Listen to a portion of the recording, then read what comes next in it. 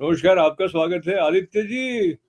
ये जो हनुमान नमस्ते, नमस्ते अशोक जी। मंत्र, मैं बहुत उत्साहित इसलिए हूँ क्योंकि जो पिछला हमने एक एपिसोड किया है जिसमें उन्नत जीवन की बात हनुमान मंत्र के साथ आपसे की गई, उसको लेकर बड़ा उत्साह हमारे मित्रों की तरफ से जो प्रकट किया गया है, वो भी हनुमान जी की कृपा है। और हनुमान जी की कृपा का आधार लेने के क्रम में जो सुंदरकांड का पाठ है, वो विशेष रूप से प्रचलित रहता ही है। तो बताइए कि आपने इतनी बार, न जाने कितनी बार आपने सुंदरकांड का पाठ किया है? आप मेरी तरफ देखकर मुस्कुराएंगे तो मुझे लगेगा कि हाँ, ये नहीं है जी, कहीं जी। अपने ध्यान में। जी, तो आप जी। बताइए कि सुंदरकांड जो है, ये एक तो पहले इसका नाम सुंदर है, उसके पीछे भी जो गोस्वामी तुलसीदास जी हैं, उन्होंने क्या चिंतन उनका रहा होगा, वहां से प्रारंभ करते हैं। जी बताइए। सर्वप्रथम नमस्कार अशोक जी और जो साथी हम लोग को सुन रहे हैं उन सबको नमस्कार। पहले तो एक अच्छी सूचना देना चाहता हूं मैं आपको। जो पहला एपिसोड आपके माध्यम से जो प्रसारित हुआ है, उसकी बहुत अच्छी प्रतिक्रिया रही। जी। और कुछ लोगों ने उनकी तो प्रतिक्रियाएं हमेशा तो प्रशंसात्मक रहती हैं। तो वो प्रतिक्रिया तो मैं हनुमान जी के चरणों में समर्पित कर देता हूं कि तेरा तुझको अर्पण। कुछ है जो मुझ पर प्रभु की कृपा है कि कुछ अधिकार पूर्वक मेरे अंदर उनको मुझको पूर्ण करने का प्रयास करते हैं और चिंतन के द्वार खोलते हैं। तो उसमें राकेश चौबे जी भोपाल से उन्होंने एक चर्चा प्रारंभ की और उसी विषय में मंजू शर्मा जी हैं आदरणीय दीदी अमेरिका से, उन पर बढ़िया बात हुई। आपने प्रश्न किया था कि मानस की कौन सी चौपाई मुझको बहुत प्रिय है और मैंने दीन दयाल विरद संभारी के विषय में और उसकी व्याख्या भी संक्षिप्त में की थी। तो उस दौरान मैंने कहा था विरद मतलब भगवान राम जी का प्रिय कार्य है वो, और सीता जी उनकी दुहाई देती हैं। तो उस पर व्यापक चर्चा भी हुई। तो जो मैंने कहा था उसका शब्द के शब्दार्थ यदि कहेंगे तो मुझको बताया गया कि विरद का फिर विरदावली होगा। जैसे बोलते हैं ना विरदावली गाना, तो विरद है आपका यश है। लेकिन यदि शब्द के रूप में उस अर्थ को समझते हैं तो, कि वो जो बहुत सारे स्कॉलर लोग भी हमको सुन रहे हैं तो गलत रेफरेंस ना चला जाए। लेकिन भावनात्मक रूप से जो सीता जी कहती हैं वो राम जी के ओर व्यंजनात्मक बातें कहती हैं, वो संकेत में बातें कहती हैं कि भाई वो आपका प्रिय कार्य है और इसीलिए अपनी जो आपको प्रिय लगता है इसलिए मुझ पर कृपा कर दीजिए। तो यह सुधार और के साथ और आप सबके प्रति कृतज्ञता ज्ञापित करते हुए कि अशोक जी भी हैं, वह मुझको भाव में बहा करके लेके जाते हैं और मानस भी वैसा ही है। तो हम लोग अपनी क्षमता अनुसार बातें आपसे कहते रहेंगे और आप तो सुनिए, मैं सराहिए। जी, मैं भी एक व्यक्तिगत बात आपसे बाँट लूँ कि मैं बचपन में हनुमान चालीसा मुझे याद भी नहीं थी, और स्मरण हनुमान जी का तो होता ही था, पर मेरे जीवन में जब मेरा जोधपुर से मुंबई आना हुआ, तो पार्क में घूमते-घूमते एक सज्जन के साथ कुछ चर्चा में या पता नहीं क्या, मैंने हनुमान चालीसा ना बम्बई में याद की थी, तब मैं काफ़ी बड़ा जी, हो चुका था। मगर मैं जब अमेरिका आया तो सबसे पहले मैंने एक तो भगवत गीता का 12वाँ अध्याय और हनुमान चालीसा इसका उच्चारण किया था, जब मैं वेट कर रहा था कोई मुझे लेने आने वाले थे। तो ऐसे अपने जीवन क्रम में हनुमान चालीसा का संग जो है वो बहुत महत्वपूर्ण मोड़ पर भी रहा है। पर उस प्रसंग को लेते हुए मैं आपके पास सुंदर कांड के संबंध में मैं जो निवेदन कर रहा था कि ये इतना सुंदर और इतना प्रिय है, इसके पीछे क्या बात आपको लगती है? यह रामचरितमानस के यदि सातों कांड की जो घटनाएं हैं उसको हम यदि सूत्र रूप में लें तो सर्वाधिक प्रासंगिक सुंदरकांड है एक मनुष्य के लिए, और वह पीढ़ियों के लिए भी है। तो इसमें उम्र है, आप किस व्यवसाय में है यह महत्वपूर्ण नहीं है। आप यदि प्रोफेशनल हैं, आप यदि भक्ति मार्ग पर लेकर के आध्यात्म की साधना कर रहे हैं, सब लोगों के लिए इसमें कुछ ना कुछ है और वो भी प्रासंगिक है। तो वो मुझको बहुत प्रभावित किया है। मैं आप यदि किताब पढ़ेंगे तो मैंने सुंदरकांड की जो विशेषता में 12 विशेषताएं छांट के निकाली हैं, और यह तब तक थी जब तक मैंने वो किताब किताब जब मैं पूर्ण कर रहा था, और उसमें अभी 2-4 विशेषताएं और जुड़ती चली जा रही हैं। और आप यदि खोजेंगे तो ऐसा नहीं है कि मैंने लिख दिया उतनी विशेषताएं, आप मुझसे भी ज्यादा जानते होंगे। ये इस इसकी सुंदरता है इस कांड की। और इसीलिए मुझको लगता है कि चूंकि यह प्रासंगिक है, तो जिन्होंने भी, जो हमारे महापुरुष है, ऋषि मुनियों ने यह हमें संकेत किया है कि इसका निरंतर पाठ कीजिए, तो हो सकता है उसके पीछे यही कारण रहा होगा कि कालांतर में करत करत अभ्यास के जड़मत होत सुजान, तो क्या पता पढ़ते पढ़ते जब मुझको पाथे मिल जाए जीवन का। तो रामचरितमानस में यदि कोई ग्रंथ है वो जो सहज और सरल रूप से आपको अपने जीवन का पाथे दे सकता है, लक्ष्य दे सकता है, वह सुंदरकांड है, और इसीलिए क्या लगता है बात कि यह बहुत प्रासंगिक और प्रचलित है। है। तो इसमें मोटा मोटी क्या होता है, कई बार जैसे किसी के यहाँ सुंदरकांड का पाठ है, तो बच्चों के साथ कई परिवार जाते हैं, फिर प्रसाद इत्यादि लेते हैं, थोड़ा बहुत पाठ के समय बैठते भी हैं या बाहर बैठकर वो राजनीतिक चर्चा कर रहे हैं, तो ये मैं जनरल बात बता रहा हूँ, ऐसा होता है। पर कुछ कुछ जी लोगों को रस आता है, तो जो आते हैं उनका भी सम्मान है, और जिनको रस आता है उनको थोड़ा सा ज्यादा ज्यादा सम्मान इसलिए है क्योंकि वो वहां से जुड़ने का प्रयत्न कर रहे हैं जहां से संभवतया हनुमान जी की इच्छा तुलसीदास जी के माध्यम से रही होगी। तो जी वो जो कृपा उन्होंने आपके ऊपर की कि आपको बड़ा रस आया सुंदरकांड के पाठ को, आपने कई बार सस्वर किया है, और जैसे आप बता रहे थे आपने उसमें से कुछ 12 गुण ऐसे लिखे हैं कि भाई ये हम सीख सकते हैं। अम, हम उस युग में हैं, आदित्य जी, जहाँ आप किसी से मिलते हैं या घर से बाहर भी निकल रहे होते हैं तो पहले खुद ही सोच लेते हैं कि मैं भाई क्यों जा रहा हूँ। जो एक रूप में सही है कि भाई आपको स्पष्ट होना चाहिए कि मैं क्यों जा रहा हूँ, पर हम बहुत अधिक खींचतान में, जोड़ तोड़ में या लेन देन की तरफ ध्यान रखते हैं, तो एक जो हमारी स्वतंत्रता है वो बाधित हो जाती है। ये दोनों के बीच के संतुलन की बात भी हम हनुमान जी के माध्यम से आपके द्वारा सीखेंगे, ऐसा मुझे विश्वास है। पर बात प्रारंभ कर देते हैं जहाँ पर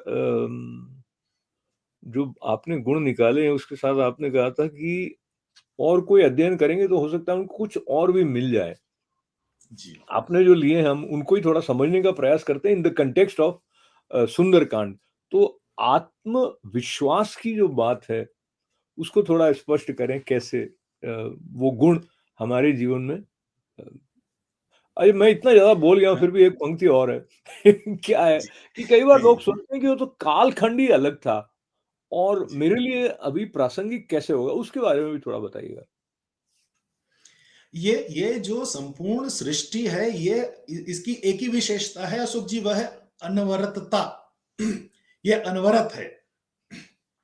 कालखंड है वो बदल गया है, लेकिन जीवन के संघर्ष है वो नहीं बदले हैं, जीवन के उद्देश्य नहीं बदले हैं, मानव जीवन की जिजीविषा नहीं, उसमें परिवर्तन नहीं है। तो इसीलिए कोई भी कालखंड है में कही गई बातें हैं, वह सर्वथा है, वह आज के युग में प्रासंगिक नहीं है यह कहना है, वह स्वयं के प्रति अन्याय है। तो यदि आप देखेंगे तो कालखंड वही है, बस बस स्थान बदल गए हैं, और संघर्ष करने के तरीके बदल गए हैं। जैसे आपने कहा आत्मविश्वास, तो आत्मविश्वास के बिना तो ना तो राम का कुछ काम हो सकता है, ना तो कृष्ण का, और न ही हमारा। तो हर व्यक्ति को आत्मविश्वास चाहिए, लक्ष्य छोटा हो या बड़ा हो, आत्मविश्वास तो चाहिए। और सुंदरकांड की प्रारंभिक सीख ही है आत्मविश्वास को जागृत करना। यदि आप देखेंगे सुंदरकांड से पहले किष्किंधा कांड है, वहां हर आदमी कंफ्यूज है, उनके अंदर आत्मविश्वास किसी के अंदर नहीं है।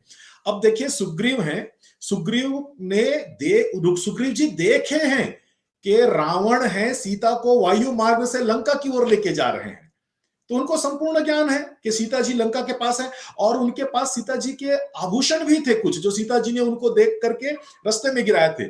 लेकिन जब सीता जी के खोज के लिए जब तैयारियां बन रही थी और सुग्रीव को नेतृत्व दिया गया, राम जी ने कहा सुग्रीव जी आप ही बताइए क्या करना है, तो सुग्रीव है 10 दिशाओं में सैनिक भेजते हैं। मतलब क्या हुआ, भाई आप लंका ही भेज देते ना दक्षिण दिशा में। तो सुग्रीव बोले नहीं, स्ट्रेटेजिक रूप से ठीक है, लेकिन आत्मविश्वास की दृष्टि से कहेंगे स्ट्रेटेजिक रूप से ठीक है भाई, रावण कहीं भी छुपा के रख सकते हैं सीता जी को, लेकिन सुग्रीव इतना श्योर नहीं थे कि मुझको दक्षिण दिशा में ही भेजना चाहिए। यदि आप देखेंगे लंका पार करने की बात आती है, समुद्र पार करने की बात आती है, तो जामवंत है सबसे पहले कमजोरी की बात करते हैं, जरठ भयहूं अब कहीं रिछेसा, कि मैं बुजुर्ग हो गया हूं, अब मेरे तन पर उतना बल नहीं है। जब अंगद की बात, अंगद के सामने ये चर्चा होती है कि भाई अब क्या करना चाहिए, आप तो सेना नायक हो उस दल के, तो अंगद कहे जाऊं मैं पारा, लेकिन जिय संशय कछु फिरति बारा, जब मैं चला तो जाऊंगा लेकिन वापस आने में मुझको थोड़ा सा डाउट है, मैं आ पाऊंगा कि नहीं आ पाऊंगा। तो आप देखिए, हर आदमी के अंदर आत्मविश्वास की कमी है। सुंदरकांड शुरू होने से पहले एक व्यक्ति मात्र है जिसके अंदर आत्मविश्वास है, वह है श्री राम।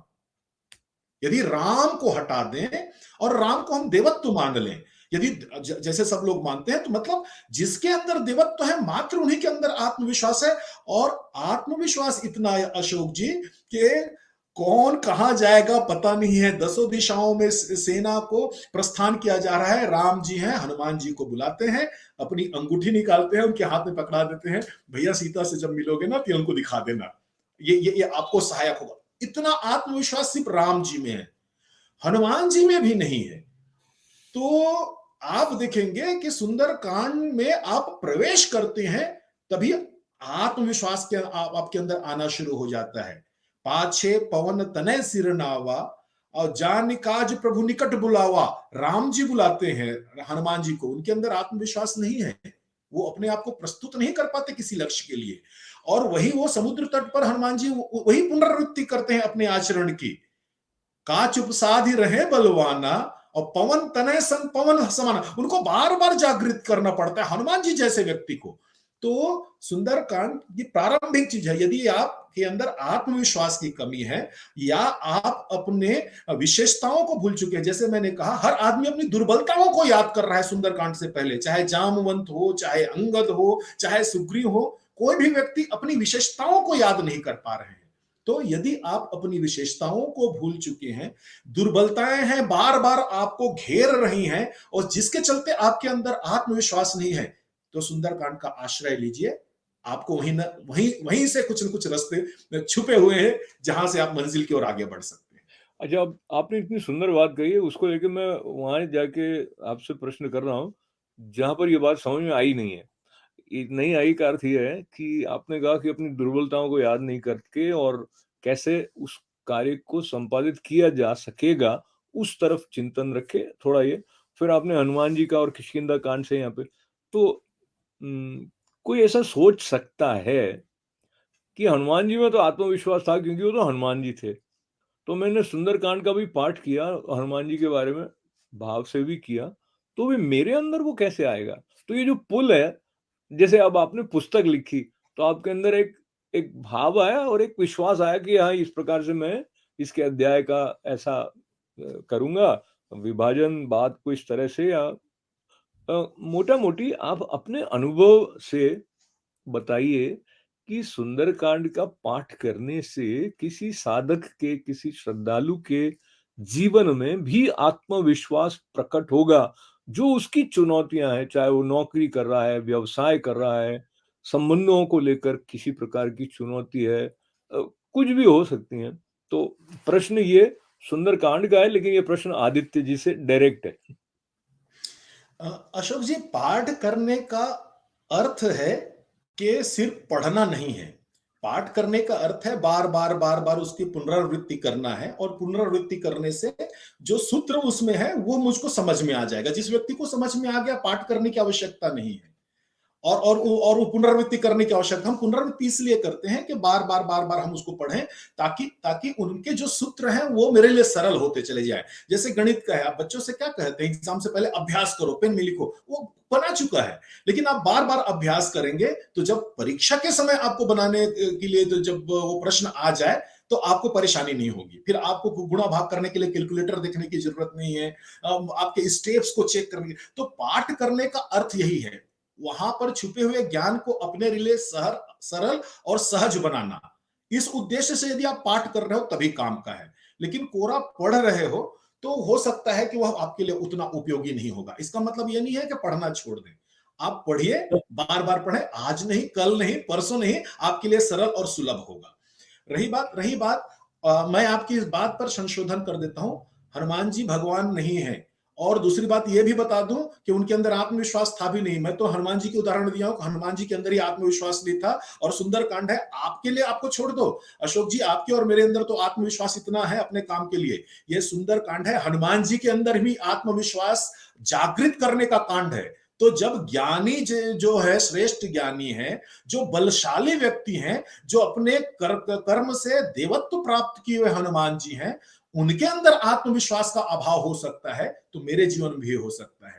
और सुंदरकांड है, उनके अंदर हम आत्मविश्वास ला सकते हैं तो मेरे अंदर भी ला सकता है। यह विश्वास रखिए और पाठ करते रहिए, सूत्र को सरल बनाइए अपने लिए। बस इतना ही एक संकेत है।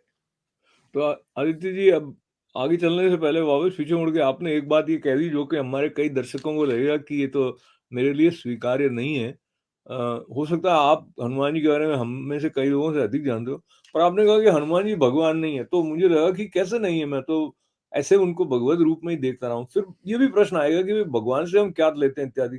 तो आपने ऐसा ये वाक्य जो अभी कहा बहुत आपने कि वो बहुत अच्छा भगवान, प्रश्न है, बहुत अच्छा प्रश्न अशोक जी। मतलब मुझको लगता है कि हम यदि आगे भी यात्रा करेंगे तो इससे अच्छा प्रश्न आप मेरे लिए नहीं दे सकते, मेरे श्रोताओं के लिए। मैं जिस हनुमान जी की बात कर रहा हूं, हनुमान जी भगवान नहीं है। और यही आत्मविश्वास के बाद हनुमान जी के अंदर भगवान बनने की प्रक्रिया शुरू होती है। ठीक है। मैंने भजन बचपने में गाया करता था भजन, कि कहते हैं सब ग्रंथ हो चाहे गीता या रामायण, और धीरे धीरे शुभ कर्मों से नर बनता नारायण। यदि वो हनुमान जी हैं, सुंदर कांड से पहले किष्किंधा कांड में ही रुक जाते अशोक जी, वो उनके अंदर आत्मविश्वास नहीं आता, वो समुद्र लांघते नहीं, सीता जी के पास पहुंचते नहीं, लंका को जलाते नहीं, तो उनके अंदर देवत्व दिखता कहां से? तो मैं जिस हनुमान जी की बात कर रहा हूं, जहां हनुमान जी के अंदर आत्मविश्वास की कमी है, किष्किंधा कांड में, सुंदर कांड से पहले, वो हनुमान जी देवता नहीं है। यदि वो हनुमान जी देवता है तो मुझको स्वीकार नहीं है ऐसे देवता। हनुमान जी के देव बनने की प्रक्रिया वहीं से शुरू होती है। और इसीलिए सुंदरकांड आपके लिए बहुत आवश्यक है, क्योंकि आप सुंदरकांड के माध्यम से नर से नारायण की यात्रा कर सकते हैं, जैसे हनुमान जी ने की है। तो मैं अब आपसे थोड़ा-सा असहमत होने की जगह अपनी बचाए रखता हूँ, मेरे साथ कुछ और भी लोग हो सकते हैं। देखिए, हम तो जी। रुद्रावतार के रूप में उनको देखते हुए और जो कुछ उनका समर्पण है, उसके साथ-साथ जो उनके अंदर के देवत्व के प्रकट होने की जो लीलाएँ हैं, उनको हम लीला की तरह देखकर और किसी आई मीन मतलब हमको ये स्वीकार्य होता नहीं कि वो भगवान है। पर वो बात अपनी जगह, आप जहाँ से कह रहे हैं उसका मैं सम्मान करते हुए, मुझे लगता है हम इस पे ज़्यादा रुके नहीं, आगे चले जाएँगे। अगर आप जी। रुकना चाहें जी। तो रुक सकते हैं। क्या आगे नहीं नहीं चलें? नहीं नहीं, मैं एक ही शब्द कहूंगा, एक ही शब्द कहूंगा जी, कि मैं जी, आपसे सहमत हूं। हनुमान जी रुद्रावतार हैं, और मैं भी परमात्मा का अंश हूं। तो मेरे बिल्कुल। अंदर भी वो देवत्व बनने की सारी क्षमता है। हनुमान जी ने उसको जागृत किया, मुझको भी करना है। हुँ। आपकी इस बात से मुझे लगता है कि कई हमारे लाइट बल्ब बल्ब खुल गए बल्ब खुल गए, तो अब समझ में आ गया जी। आप ये बात क्यों कह रहे हो। तो आगे चलते हैं। एक एक ही वाक्य आता है उसमें जो कि हनुमान चालीसा में भी आता है कि जामवंत के वचन सुहाए। उसको लेके हाँ। आपने ऐसा कहा कि ये दोनों पीढ़ियों में सामंजस्य की बात सुंदरकांड के माध्यम से हम तक आती है। उसको थोड़ा और स्पष्ट करें। क्या है, ये जो सुंदरकांड की जो शुरुआत भी है, ये बहुत बड़ा ये जो प्रसंग है, ये अच्छा संकेत देता है। दो पीढ़ियां हैं, जैसे जामवंत ने कहा कि भाई नहीं, मेरे तन में अब उतना बल नहीं रहा, लेकिन विवेक है। जो जो हमसे आगे की पीढ़ी है, वह हमसे विवेक में ज्यादा निपुण है हमारी तुलना में, और बल में हमसे क्षीण हो सकते हैं। तो बल और विवेक जब आपस में मिलते हैं, तब सुंदरकांड का निर्माण होता है, और रावण के किले में भी सेंध लगाया जा सकता है। यह संकेत है। लेकिन लेकिन ये बात नई बात नहीं है अशोक जी, ये सर्वमान्य है, सब जानते हैं कि जो हमारे जो अग्रज हैं, उनके अंदर विवेक है, अनुभव है, ज्ञान है, हमसे ज्यादा दुनिया वो देखे हैं। लेकिन उसको प्रस्तुत करने की जो कला है, वह सुंदरकांड है, वो हमको से हम सीख सकते हैं। ये ज्ञान तो हमको है कि दोनों पीढ़ियों के सामंजस्य की आवश्यकता है, लेकिन सामंजस्य का सूत्र है वह सुंदरकांड से मिलता है। जैसे जामवंत के बचन सुहाए, और सुन हनुमंत हृदय अति भाए। तो जो हमारी अग्र आने आगे की पीढ़ी है, उनको हमेशा शिकायत है कि युवा हमारी बात नहीं मानते, हमारी बात नहीं सुनते। वस्तुतः आप सीखिए हनुमान जी से, जामवंत जी से, कि युवाओं को सीख कैसे दे सकते हैं। आप सिखाइए उनको, लेकिन आप बार बार पर उनको उनकी आलोचना करते रहेंगे, आप अपनी पीढ़ियों को यश में ही डूबे रहेंगे। आप कहेंगे नई पीढ़ी जो कर रही वो सब व्यर्थ है, आपको तो कुछ आता ही नहीं है, तो वो फिर आपसे दूरी है वो बढ़ती चली जाएगी। फिर आपके ज्ञान, विवेक, अनुभव है, वह काम नहीं होगा। फिर आप हो जाओगे। तो ये बुजुर्गों को प्रासंगिक बनाने के लिए कि भाई आप युवाओं से ऐसे बात कीजिए कि उनके मन को अच्छा लगे, और उसके बाद देखिए फिर युवा है पर्वताकार हो जाते हैं। हजार मन के वचन क्या सुनते ही हनुमान जी पर्वताकार हो जाते हैं। तो ये देखना है, और बुजुर्ग और युवाओं को भी है कि आपको प्रिय लगने वाली बात चाहिए या श्रेष्ठ बात चाहिए, यह भी सोचना है। कई बार हो सकता है कि हर व्यक्ति जामवंत जैसे विवेकशील ना हो, लेकिन मुझको अपनी प्रियता को छोड़ करके यह देखना है कि जब तक आपके जो अग्रज हैं आपको सहायता नहीं करते, तो आप लक्ष्य के प्रति अपने आप को ज्यादा सामर्थ्यवान नहीं बना सकते। तो ये दो पीढ़ियों के बीच में सामंजस्य है, ये सुंदर कांड से हम बखूबी सीख सकते हैं। तो दो पीढ़ियों के सामंजस्य की बात के साथ साथ आज के हमारे इस संवाद श्रृंखला के समापन की तरफ बढ़ने से पहले एक महत्वपूर्ण बिंदु की तरफ और मैं चाहूंगा कि आप थोड़ी स्पष्टता करें। जो आपने भी लिखा है, हम में से सभी सोचते हैं कि भाई मुझे पता तो होना चाहिए मुझे कहाँ जाना है। तो लक्ष्य के निर्धारण के साथ साथ लक्ष्य के प्रति समर्पण, दोनों बातें कहीं ना कहीं एक दूसरे से जुड़ी हुई हैं। तो हनुमान जी को तो लक्ष्य स्पष्ट हो गया, पर हनुमान जी का स्मरण करते हुए हमें अपने जीवन में मुझे क्या करना चाहिए, ये कई बार एक संशय वाले स्थल पर अटक जाते हैं और वहां पर घर्षण भी बढ़ जाता है, गति रुक जाती है। उससे छुटकारा दिलाने में जो सुंदर कांड और जैसे आपने हनुमान जी के सफल व्यक्तित्व के हनुमान मंत्रों की बात हम कर रहे हैं, तो लक्ष्य के प्रति समर्पण के महत्व और कैसे उसके संकेत हमें यहाँ से मिल रहे हैं। इसमें दो चीज है अशोक जी, एक तो लक्ष्य का निर्धारण है और दूसरा है लक्ष्य के प्रति समर्पण। ये दोनों बात है सुंदरकांड से हम बहुत अच्छे से सीख सकते हैं। जैसे जीवन में अपनी आत्मविश्वास की जो कमी है ना, वह लक्ष्य नहीं होने के कारण है।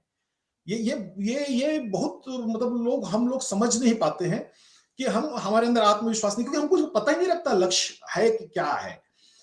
हनुमान जी को भी पता नहीं था लक्ष्य क्या है, तब तक हनुमान जी शांत थे। जब उनको लक्ष्य बता दिया जाता है, लक्ष्य बता दिया जाता है कि लक्ष्य क्या है, तो जामवंत जी कहते हैं कि राम काज लगी तो अवतारा। बोले कि भाई हनुमान, तुम्हारा जो जन्म हुआ है ना वो राम के काज करने के लिए है, और इससे श्रेष्ठ अवसर नहीं आएगा तुम्हारे अपने जीवन के लक्ष्य प्राप्ति के लिए। और जब हनुमान जी को यह लक्ष्य जीवन का पता चलता है, तो हनुमान जी सुनत भयों पर्वताकारा, हनुमान जी पर्वत के समान हो जाते हैं। मतलब पर्वत के समान कहने का अर्थ है, आप फिर अशोक जी यहां पर कह सकते हैं, कुछ लोग बोले मैं पर्वत के समान नहीं हो सकता। पर्वत के समान कहने का मतलब है अपने सामर्थ्य के श्रेष्ठतम स्थिति में पहुंच जाना। आपके पास जो बल है, विद्या है, ज्ञान है, जो जो रिसोर्सेस आपके पास है, साधन है, व्यवहार है, संबंध है, सबका श्रेष्ठ उपयोग करने के लायक बन जाना। तो हनुमान जी इस स्थिति में पहुंच जाते हैं। मेरी एक बहुत प्यारी कविता है कि जाने कब से भटक रहे हैं, मिला ना कोई ठिकाना है, और इससे भी बढ़कर अचरज यह, पता नहीं कहां जाना है। तो समस्या यह पता नहीं कहां जाना है, तो जीवन में भटकाव तो रहेगा। और उस भटकाव के क्रम में यहां तक स्थिति हो गई अशोक जी, उसमें उसी आगे की लाइन है कि मन तो बेरंग होता रहा दिन ब दिन, और तन को जी भर के हम सब सजा बैठे हैं, और अब तो मंजिल की कोई खबर ही नहीं, राह चलना ही मकसद बना बैठे हैं। तो जीवन क्या में बात। हम चलने को ही मकसद बना लिए हैं। जब चलना है तो मंजिल तक पहुंचने के लिए है, लेकिन यदि चलना ही मकसद हो गया तब तो दुर्भाग्य है। और ऐसे लोगों के लिए सुंदरकांड है, वह बताता है कि जीवन का लक्ष्य निर्धारित कीजिए। जैसे राम जी ने लक्ष्य निर्धारित किया कि मेरा जन्म है वह राम के काज के लिए हुआ है, और अशोक जी उसके बाद हनुमान जी एक सेकंड पीछे मुड़ के नहीं देखते, उनका संपूर्ण कार्य है वह लक्ष्य के लिए है, राम जी के लिए समर्पित हो जाता है। आप भी अपने जीवन बोलो का श्याम लक्ष्य कीजिए। रामचंद्र की जय। जय। तो जैसे जैसे आपने कहा तो मुझे थोड़ा सा लगा कि जिस उत्साह के साथ हनुमान जी लंका की तरफ सीता मैया की खोज में गए थे, वो वाला भाव लेके अपने लक्ष्य के ओर हम अगर बढ़ रहे हो तो कितना उत्साह भी रहता है, आनंद भी रहता है, और सफलता की संभावना जो है वो कई गुना बढ़ भी जाती है। आदित्य जी, क्या कहना चाहेंगे आप? समापन हमारी इस जी श्रृंखला के दूसरे जी। अंक का करते करते कोई विशेष और बात आप जोड़ना चाहें? नहीं, वही है कि आप लक्ष्य तय कर लीजिए और लक्ष्य के प्रति समर्पण इतना रखिए कि कोई भी आपके सामने प्रलोभन आए, बाधा आए, उससे फिर रुकना नहीं है। चाहे मैनाक आए, तो बोले राम काज किन्हे बिना मोहि कहां विश्राम, हनुमान जी राम हाथ जोड़ लेते हैं। सुरसा आए, लंकनी आए, निश्चर्य आए, फिर उसके बाद फिर कुछ भी आए, आगे बढ़ते रहिए और देखिए आपकी श्रेष्ठता आपके लिए उपयोगी बनते चले जाएंगे और आप अपने बहुत लक्ष्य बढ़िया। तक पहुंच और मुझे जाएंगे। लगता है जो 12 आपने गुण बताए उसमें आगे कहीं जाके फ्लेक्सिबिलिटी या लचीलापन जिसे हैं कहते हैं वो भी होगा, क्योंकि राम जी, जी के कार्य को समर्पित बिना विश्राम लिए अथक परिश्रम करने वाले हनुमान जी में फ्लेक्सिबिलिटी जो थी उसकी भी चर्चा हम आगे वाले समय में करेंगे। और कई बार हमारी जी, टूटने का कारण ही ये हो जाता है कि हम लोग रिजिड हो जाते हैं। ये एक जी, कहीं कट्टरता एक प्रकार की है, वो भी तोड़ देती है व्यक्ति को भी, समाज को भी। तो उस जी, दृष्टि से भी थोड़ी-सी चर्चा अगले अंक में आने वाले अंक में होगी। तो पुनः एक बार सफल व्यक्तित्व आपका हो और सफल व्यक्तित्व के हनुमान मंत्र जिस तरह से ढूँढ के निकाले, डुबकियाँ लगा-लगा के आदित्य जी ने, उनकी तरफ हम अगले अंक में फिर बढ़ेंगे। पुनः आपका बहुत-बहुत मंगल कामनाओं के साथ नमन है। तो जय, जय, धन्यवाद, जय धन्यवाद। हनुमान गोसाई कृपा करो। कृपा गुरुदेव करो गुरुदेव की है कि नायक। बहुत-बहुत धन्यवाद।